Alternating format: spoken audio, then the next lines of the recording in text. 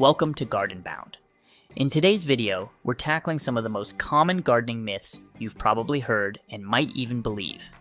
Gardening advice can sometimes be misleading or outdated, so it's essential to separate fact from fiction. We'll bust 10 prevalent misconceptions that could be holding your garden back.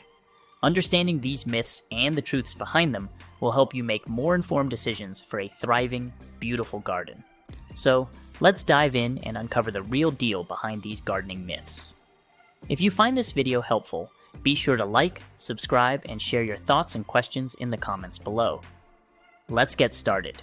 A widely held belief in gardening is that native plants are always the best choice for your garden because they are naturally adapted to the local climate and soil conditions.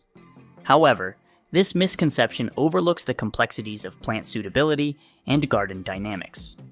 While native plants do offer benefits such as supporting local wildlife and requiring less maintenance, they are not universally superior in all situations. In fact, non-native plants can sometimes be better suited to certain gardens and climates, providing unique benefits that native plants may not offer. One reason non-native plants can be advantageous is their adaptability to various environmental conditions. For instance, many Mediterranean plants like lavender and rosemary thrive in hot, dry climates where some native plants might struggle. These non-native species are often more drought tolerant and require less water, making them ideal for xeriscaping and water conservation efforts in arid regions. Similarly, ornamental grasses such as fountain grass, Penicetum setaceum, and purple fountain grass, Penicetum setaceum rubrum, which are not native to many regions, can add texture and color to gardens while being highly adaptable to different soil types and climates. Furthermore, some native plants can become invasive or problematic when planted outside their original habitats. For example, the black locust, Robinia pseudoacacia, is native to the southeastern United States but has become invasive in other parts of the country and abroad, outcompeting local vegetation and altering ecosystems. In such cases, choosing non-native plants that are well-behaved and non-invasive can prevent ecological disruptions. Non-native plants can also fill specific roles in a garden that native plants might not. For instance, Japanese maples, Acer palmatium, are prized for their stunning foliage and can provide a focal point in garden design that few native trees can match. Similarly, many hybrid and cultivar plants developed through selective breeding offer unique flower colors, disease resistance, and growth habits that native species may lack. Roses, for example, have been bred for centuries to produce a wide range of colors and forms, making them a versatile choice for diverse garden settings. While native plants play a crucial role in supporting local ecosystems and should be included in gardening plans, it is essential to recognize that non-native plants can also contribute positively to a garden's aesthetics, functionality, and sustainability. The key is to choose plants, whether native or non-native, that are well suited to the specific conditions of your garden and to manage them responsibly to prevent any negative impacts on the local environment. In conclusion, the notion that native plants are always better for your garden is a misconception that fails to account for the diverse needs and benefits that non-native plants can offer. By thoughtfully selecting and integrating both native and non-native species, gardeners can create beautiful, resilient, and ecologically balanced landscapes that thrive in their unique conditions. Many people believe that organic gardening is prohibitively expensive, but this misconception overlooks the numerous cost-effective strategies available to organic gardeners. In fact, organic gardening can be quite affordable when you utilize methods such as composting, natural pest control, and seed saving. Composting is one of the most effective ways to reduce costs. By recycling kitchen scraps, yard waste, and other organic materials into nutrient-rich compost, you can significantly reduce the need for store-bought fertilizers. Composting not only enriches the soil, but also improves its structure, water retention, and microbial activity, leading to healthier plants and higher yields. Natural pest control methods can also save money while maintaining a healthy garden ecosystem. Instead of purchasing expensive chemical pesticides, you can use homemade solutions like neem oil, insecticidal soap, and garlic spray to manage pests. Additionally, encouraging beneficial insects such as ladybugs, lacewings, and predatory beetles can naturally control pest populations. Planting companion plants like marigolds, nasturtiums, and basil can repel harmful insects and attract beneficial ones, reducing the need for costly interventions.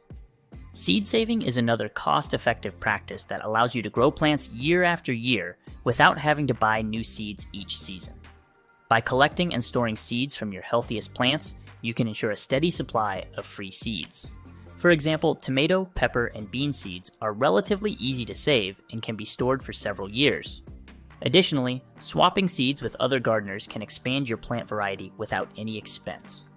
Furthermore, many organic gardening practices, such as crop rotation, cover cropping, and mulching, not only improve soil health and plant resilience, but also reduce the need for expensive inputs. Crop rotation helps prevent soil depletion and reduces pest and disease buildup, while cover crops add organic matter to the soil and suppress weeds.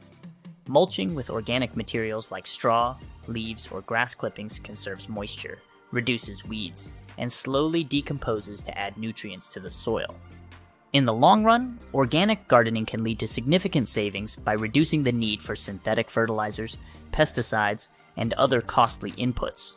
Moreover, growing your own organic produce can lower grocery bills and provide you with fresher, healthier food. By embracing these budget-friendly organic gardening techniques, you can create a sustainable and cost-effective garden that benefits both your wallet and the environment. A widespread misconception among gardeners is the belief that you must water your garden every day to keep your plants healthy. In reality, daily watering can do more harm than good by promoting shallow root systems and increasing the risk of disease. Most plants thrive with deep, infrequent watering rather than frequent shallow watering. This encourages roots to grow deeper into the soil, making plants more resilient to drought and temperature fluctuations. Deep watering involves thoroughly soaking the soil to a depth of at least 6-8 inches. This can be achieved by watering less frequently, but for longer durations, allowing the water to penetrate deeply. For example, watering your garden once or twice a week for 30-45 minutes can be more beneficial than a daily 5-minute sprinkle. This method ensures that moisture reaches the root zone, where it is most needed, and encourages roots to grow downward rather than staying near the surface. Proper watering techniques also depend on the type of soil in your garden. Sandy soils drain quickly and may require more frequent watering, while clay soils retain moisture longer and can be watered less often. To determine when to water, check the soil moisture by sticking your finger about an inch into the soil.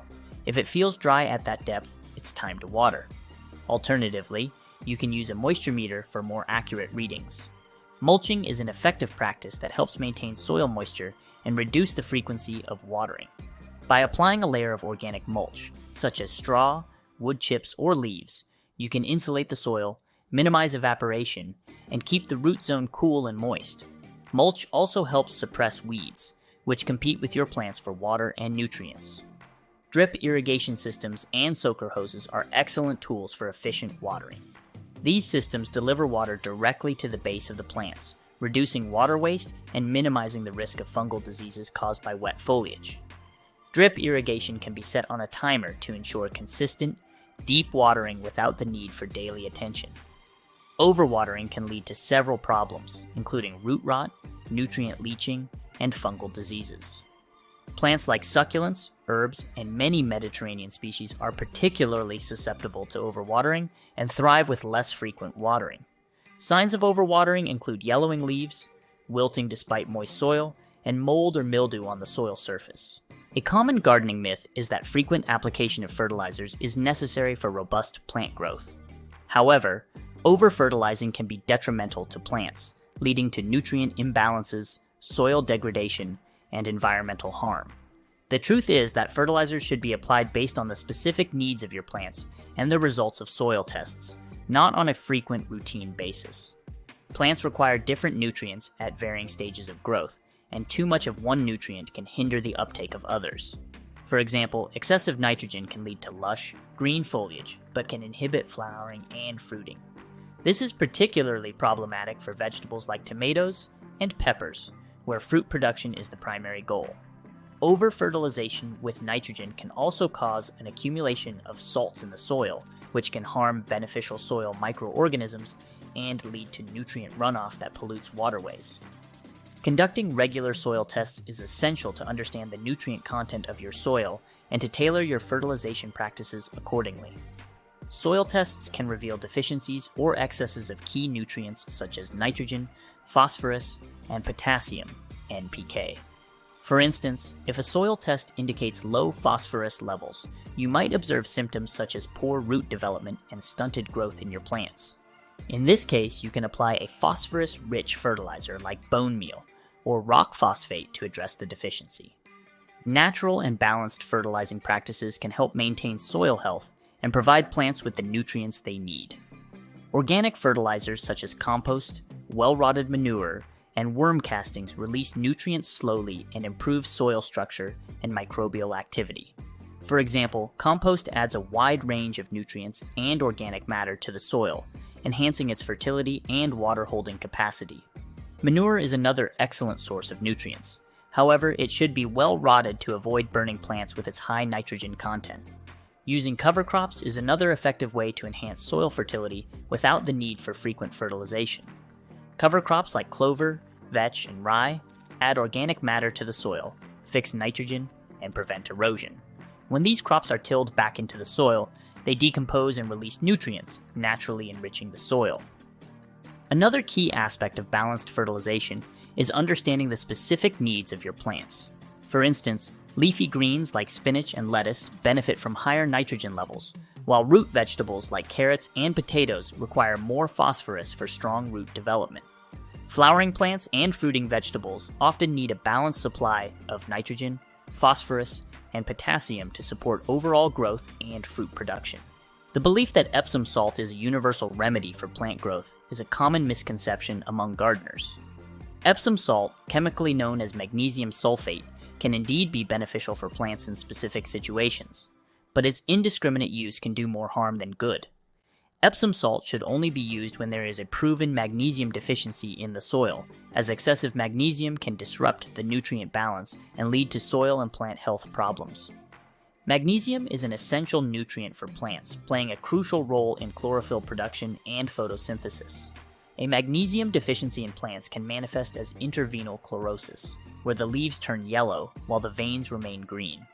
This condition is often seen in tomatoes, peppers, and roses. If a soil test confirms low magnesium levels, a targeted application of Epsom salt can help correct the deficiency. For example, dissolving 1 tablespoon of Epsom salt in a gallon of water and applying it as a foliar spray or soil drench every month can alleviate magnesium deficiency. However, it is important to understand that not all soils lack magnesium. Many soils naturally contain adequate magnesium, and adding more can lead to an imbalance. Excessive magnesium can interfere with the uptake of other essential nutrients, such as calcium and potassium, causing deficiencies in these nutrients. For instance, too much magnesium can inhibit calcium absorption, leading to issues like blossom end rot in tomatoes and peppers. Furthermore, the use of Epsom salt should be avoided in soils that are already high in sulfur, as it can exacerbate sulfur toxicity. High sulfur levels can lower soil pH, making the soil more acidic and potentially harmful to plants that prefer neutral to alkaline conditions. It is also worth noting that Epsom salt does not provide other essential nutrients such as nitrogen, phosphorus, or potassium, which are critical for overall plant health and growth. In addition to addressing magnesium deficiencies, there are other natural and balanced ways to improve soil fertility and plant health. For instance, incorporating organic matter such as compost or well-rotted manure into the soil can enhance nutrient availability and support beneficial soil microorganisms. Crop rotation and the use of cover crops can also improve soil structure and nutrient content, reducing the need for specific amendments like Epsom salt. In conclusion, while Epsom salt can be a useful tool for correcting magnesium deficiencies, its use should be based on soil test results and specific plant needs. Indiscriminate application can lead to nutrient imbalances and soil health issues. By focusing on comprehensive soil management practices and addressing nutrient deficiencies as needed, you can ensure healthy, productive plants and a sustainable garden. Many gardeners believe that coffee grounds are universally beneficial for all plants, but this is not entirely accurate. While coffee grounds can be a valuable addition to the garden, their effectiveness and suitability depend on the specific needs of the plants and the existing soil conditions. Coffee grounds are acidic with a pH level around 6.5 to 6.8, which can benefit acid-loving plants but may not be suitable for all garden flora. Acid-loving plants, such as blueberries, azaleas, and rhododendrons, thrive in acidic soils and can benefit significantly from the addition of coffee grounds. When used correctly, coffee grounds can help maintain the soil acidity these plants require for optimal growth and health. For example, incorporating coffee grounds into the soil around blueberry bushes can help create the slightly acidic environment they need to produce abundant, flavorful fruit. However, not all plants respond well to the acidity of coffee grounds. Many vegetables, such as tomatoes, prefer slightly acidic to neutral soils, pH 6.0 to 7.0. Adding too many coffee grounds to their soil can lower the pH too much, potentially leading to nutrient imbalances and reduced growth. Root crops like carrots and radishes may also suffer in overly acidic soils, resulting in poor root development and decreased yields. In addition to pH considerations, coffee grounds are high in nitrogen, which can be beneficial but must be used judiciously. Excessive nitrogen can lead to lush, green foliage at the expense of fruit and flower production. For example, applying too many coffee grounds to tomato plants can result in vigorous leaf growth but fewer tomatoes. It is crucial to balance the nitrogen from coffee grounds with other essential nutrients, such as phosphorus and potassium, to ensure healthy, well-rounded plant development. Another important factor to consider is the composting process. Fresh coffee grounds can temporarily tie up nitrogen in the soil as they decompose, potentially depriving plants of this vital nutrient. To avoid this issue, it is advisable to compost coffee grounds before applying them to the garden. When added to a compost pile, coffee grounds contribute valuable nitrogen, helping to balance the carbon-rich materials like leaves and straw. The finished compost can then be used as a nutrient-rich soil amendment that benefits a wide range of plants. Additionally, using coffee grounds as mulch can help suppress weeds, retain soil moisture, and improve soil structure. However, they should be applied in thin layers and mixed with other organic mulches to prevent compaction and promote even decomposition. Applying a thick layer of coffee grounds directly to the soil surface can create a dense barrier that restricts air and water movement, negatively impacting plant health. As we've explored today, gardening is filled with myths and misconceptions that can sometimes lead us astray. By debunking these common gardening myths, we hope to provide you with the knowledge and confidence to make informed decisions for your garden. Whether it's understanding the true benefits and limitations of native plants, discovering cost-effective organic gardening techniques, or learning the optimal watering practices, these insights will help you cultivate a thriving and beautiful garden. Remember, the key to successful gardening is continuous learning and adaptation. Embrace the diversity of plants, experiment with different methods, and always be open to questioning conventional wisdom. Gardening is as much about the journey as it is about the destination, and each new discovery enriches your experience. If you found this video helpful, please give it a thumbs up, subscribe to Garden Bound for more gardening tips and inspiration, and hit the notification bell so you never miss an update. We'd love to hear your thoughts, experiences, and any other gardening myths you'd like us to explore in the comments below. Thank you for watching, and happy gardening. See you in the next video.